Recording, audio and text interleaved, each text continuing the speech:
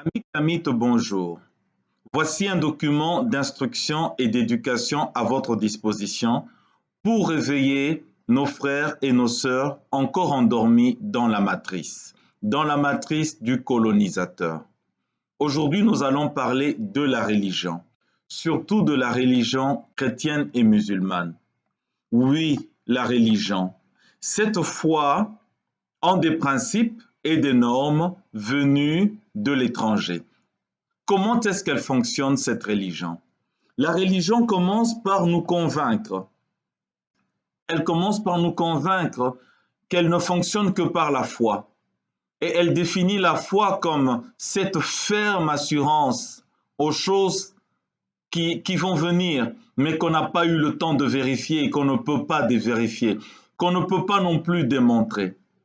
La religion nous impose, au tout premier contact avec elle, elle nous impose une ablation de notre organe de réflexion. La religion nous impose de nous débarrasser de ceci, de nous débarrasser de notre cerveau. Parce que par la religion, d'après la religion, elle nous amène à la connaissance profonde et exacte des choses. Elle nous amène au sommet, au pic des connaissances, sans même qu'à aucun moment nous n'ayons eu à faire des recherches, à vérifier les choses, parce qu'avec la religion et par la foi, nous sommes déjà arrivés. Et la religion, comment fonctionne-t-elle? Elle a comme outil principal la prière. La religion, elle impose la prière. Mais revenons au cas de l'Afrique. Que demande la prière à l'Africain? Eh bien, la prière et la religion sont avant tout une préparation à l'invasion. Oui, mes frères et sœurs, la religion vous prépare à l'invasion. Parce que à partir du moment où vous acceptez de ne plus vous servir de votre cerveau et d'agir par la foi, alors en ce moment-là, la religion se jette sur vous comme un lion rugissant avec le principe premier qui est aimer vos ennemis et prier pour ceux qui vous maltraitent. Alors en ce moment-là, mes frères et sœurs, la religion vous prévient d'une façon subliminale qu'il arrivera un temps dans votre vie où se pointera à votre porte un ennemi. Oui, quelqu'un avec une arme à feu, quelqu'un avec du poison, quelqu'un qui vous veut forcément du mal. Cette personne sera telle que vous la qualifierez d'ennemi. C'est quelqu'un qui veut votre destruction. Et la religion vous demandera de l'aimer et de prier pour lui. Alors, l'Africain religieux va se retrouver dans une situation où il devra aimer son ennemi, s'asseoir avec l'ennemi à la même table, aimer son bourreau, partager avec le bourreau le sourire et la joie, sans rien demander en contrepartie au bourreau. Ça sera une condition, un conditionnement religieux qui dit tu peux pleurer des souffrances que t'impose ton bourreau. Mais en aucun moment tu ne dois le détester. Tu dois par contre l'aimer, malgré les souffrances que tu devras subir. Ça, c'est la condition fondamentale de la religion. À part le fait qu'il faut aimer son ennemi et prier pour lui, prier pour ceux qui vous maltraitent, la religion, elle avance le deuxième principe qui est donné dans certains livres religieux, tels que si ton ennemi, si quelqu'un te demande ton manteau, te demande tes richesses, ne les lui refuse pas. Donne-lui aussi ta tunique. Il n'a demandé que le manteau, l'or et l'argent, mais fais-lui-en d'amples cadeaux.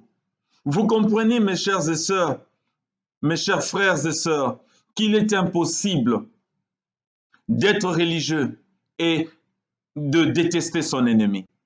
Il est impossible d'être religieux et de détester quelqu'un qui a une arme à feu et qui a un couteau, qui se déclare ennemi et qui en veut à votre vie.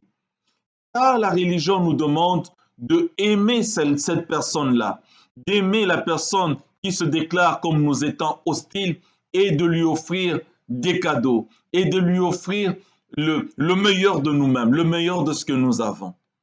Et c'est une des conditions de l'Afrique. À part cela, mes chers frères et sœurs, la religion va plus loin. Elle nous demande d'enseigner ces principes purement inhumains, asociaux à nos enfants, d'enseigner ces principes destructeurs à nos enfants qui consistent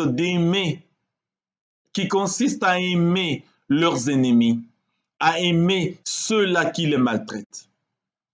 Alors la conséquence directe de cette situation de servitude volontaire que nous impose la religion est une misère totale, car la religion a fait de nous des individus qui sont décidés à aimer ceux-là qui leur font du mal et à offrir le mieux de nous-mêmes, les meilleures ressources de notre territoire à ceux-là effectivement qui nous oppriment. Et on peut se dire à quelle fin, à quel but le religieux ou la religion nous impose cela. Eh bien, le but est simple. Lorsque nous serons dépourvus de toutes choses et lorsque nous serons en extrême nécessité, la religion nous promet qu'au ciel, il y a un autre individu qui ressemble à l'ennemi qui nous a dépouillés de toutes choses. Mais celui-là, il nous vaudra du bien, il nous voudra du bien et il nous attend les bras ouverts. Mes frères et sœurs, utilisez ce manuel de formation pour former, éduquer et orienter les adhérents kamites, les aspirants africains à leur liberté morale, mentale et spirituelle.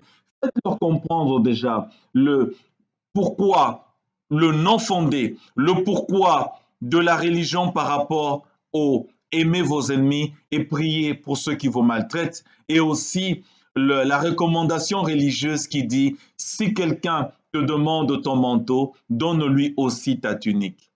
Ces deux principes sont des principes clés qui maintiennent en esclavage et qui génèrent des populations soumises à n'importe quel envahisseur.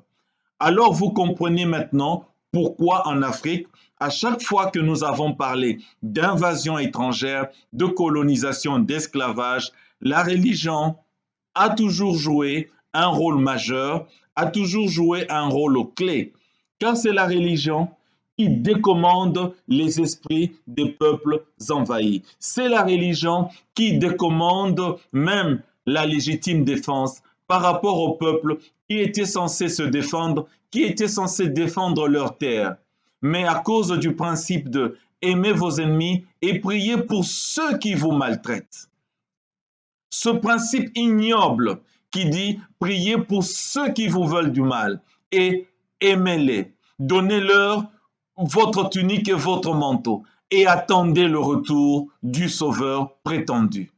Mes frères et sœurs kamites, c'était un document fait pour que vous l'utilisiez comme matériel didactique à l'éducation de nos autres frères et sœurs encore dans la matrice morale et spirituelle de l'envoûtement du néocolonialisme et de la colonisation et de l'esclavage moderne ou ancien. Je vous remercie.